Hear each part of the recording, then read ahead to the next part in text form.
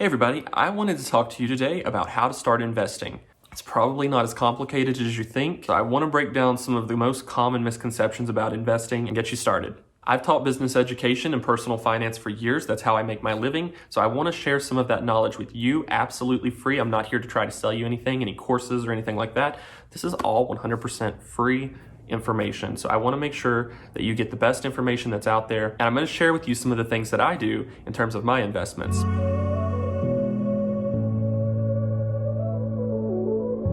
I'm just going to go over some of the most common questions that I get to get started with. And if you have any extra questions, ask them down in the comments and I'll definitely try to help you out. First question that I always get is, how old do you have to be to start investing? That's a really good question because I have a lot of students that are teenagers, and teenagers can actually get started investing at that age. The earlier you start investing your money, the better. That means that your money has more time to pay off. Now, what do I mean by investing? No, you're not going to walk into a brokerage and set up an account at 15 years old. They're just not going to let you do that. You do have to be a certain legal age to set up a brokerage account. I believe it's 17 or 18. So it's not going to be that simple, but what you can do is you can start saving your money. You can ask your parents to help you set up a checking or a savings account at your local bank. It's very easy to do. If you're 15, normally you have to have a parent's signature on your account saying that they approve of you having a checking account or a savings account. And depending on your bank, they may let you set one up on your own. A savings account is going to yield you a little bit of interest on your money that you already have. Not a lot, because savings accounts just really don't pay off that much anymore, but it's also going to keep your money secure until you need it. Checking accounts give you more access to your money by allowing you to withdraw anytime you want to, but you normally do have to keep a minimum amount in your account to keep your account active. So some things that you can do even at an early age to help your money grow and to invest are to buy products that you know are going to appreciate in value. These are things like specific collectibles. Now, collectibles are very risky, but again, even with the stock market, you do have some risk involved. Collectibles are kind of at that top tier of risk because the market is very unpredictable, but if you're good at those things, then definitely look into investing your money into product that is later going to be worth more value. I know someone who I consider to be pretty young, about 16 years old, who invests in shoes. And I personally don't understand that market at all. I think it's amazing that people are becoming millionaires off of investing in collectible shoes and sneakers. That is not my area of expertise, but this particular student of mine has made quite a bit of money by buying those and then reselling them on websites like Mercari or StockX. But now I'm going to get into investing for everybody that's legally old enough to open a brokerage account. So you can invest in things, and a lot of times when we think of investing, we think of the stock market, and rightly so, because nowadays it's more easy than it ever has been for your regular person, your average person, to create a brokerage account and get started with investing. Even 5 or 6 years ago, I never would have thought that I would be investing in the stock market on a regular basis because I figured it was something that was just too out of my price range. I thought that I had to have a brokerage on retainer to where they would do these deals for me and manage my account, and really that's not the case anymore. There are a lot of options to where you can invest with little to no overhead in fees or costs. Before we get into the stock market, I want to tell you about some other things that you can invest in that I personally have invested in and that I think are worth the time and the effort, and of course the money. Investing in vehicles is not a good idea. They depreciate the moment you drive them off the lot. If you were to take that same vehicle back and ask them to do a trade-in instead of just a return for the vehicle that you just purchased, they would give you a whole lot less for that same car that you just drove off the lot. That's not a good investment. Things like that are terrible investments. Video games are terrible investments. Look at GameStop. You can do the same thing that you did at the car dealership. Buy a game for $60 from them, take it outside, bring it back in, even new in the wrapper, and tell them you want to trade it in instead of return it.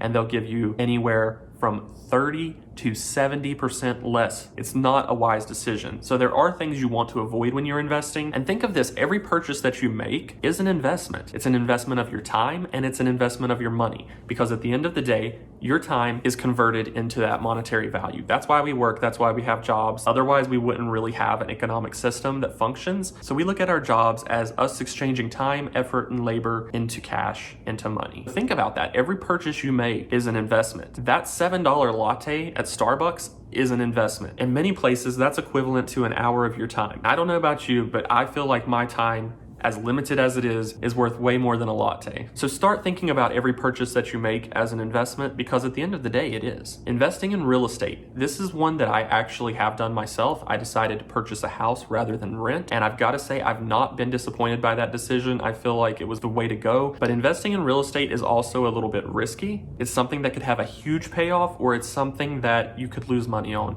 If you're planning on investing and you don't have a lot of money to begin with and you're deciding on a place to live, I recommend just getting a property and living in that property so that it's at least paying for itself while you're living in it. You're saving on money that you would normally be spending on rent while you're also paying off a property that could potentially have a really nice payoff in the future. Now let's talk about the stock market, because when we talk about investing, you have to mention the stock market. I personally use an app called Webull to invest. I've used a lot of different apps, and I want to let you know that if you don't already have an investment app, this is the one that I personally recommend. You can do your research and everything and decide which one's right for you, but I really have already done the research, and for me, after trying multiple investment apps, Webull is the most accessible. I've had zero fees, never paid $1 to Webull in terms of them managing my accounts, and I've actually made pretty good profits, really good returns. If you don't already have an account and you don't already have an investment platform, you can get 2 free stocks just by signing up using the link down in the description.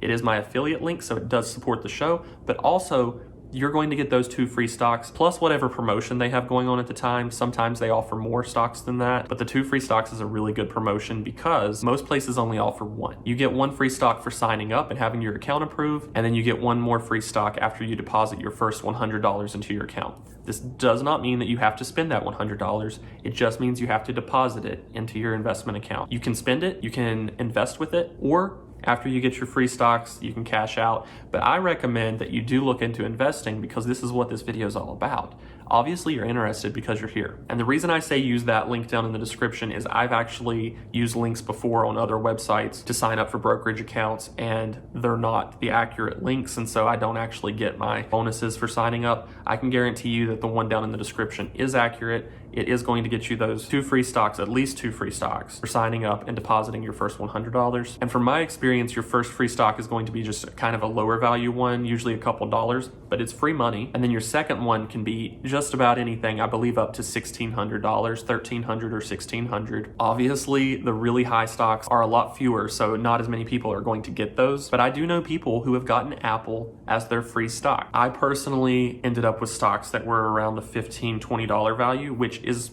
okay, because like I said, that's free stocks to get me started investing. But I just wanted to make you aware of that, because one thing I've always been very proud of on this channel is being transparent with you guys and letting you know my honest opinions about everything. Getting started with investing is not as difficult as you would think, but I do recommend that you at least look at the platform before you start trading, because you want to make sure that you're not just wasting your money, and invest in companies that are pretty safe and pretty reliable to start off with. I don't recommend taking your $100 investment and spending it all on a brand new company that just hit the stock market that nobody really knows a lot about. That doesn't make sense. Invest in things that you know are going to be reliable, companies that you know have been around for a while that can pretty much weather any kind of market. That way you know that your money is at least a little bit more secure than if you invested in things that are a lot more risky. I personally like to invest in technology companies because technology is just booming right now, and I don't see that slowing down anytime soon. But what's cool about the platform that I use, which is Webull, is that they also give you news on the companies that you're planning on investing. When you click on it, it'll tell you the current news about the company.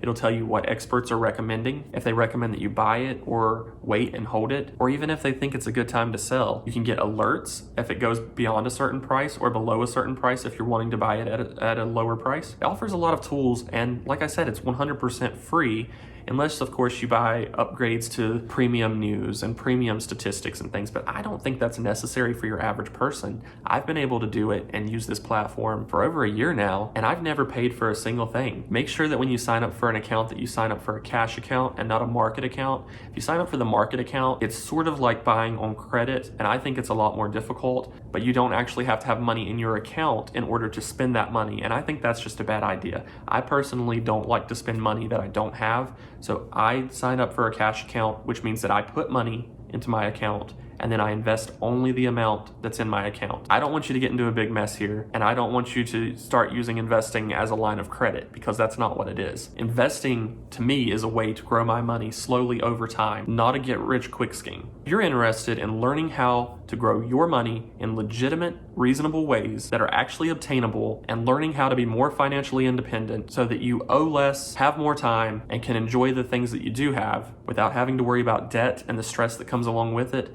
then be sure to subscribe, because that's what my goal here is to teach you all about managing your personal finances. I've done this for years. It's what I do for a living. I teach people about personal finance and business, and my goal here is to provide that information to you absolutely free. Be sure to give this video a thumbs up. Subscribe if you haven't already and you want to learn more about managing your money. Share this video with somebody that you think might be interested in investing. Good luck with your investments, and I'll see you guys later.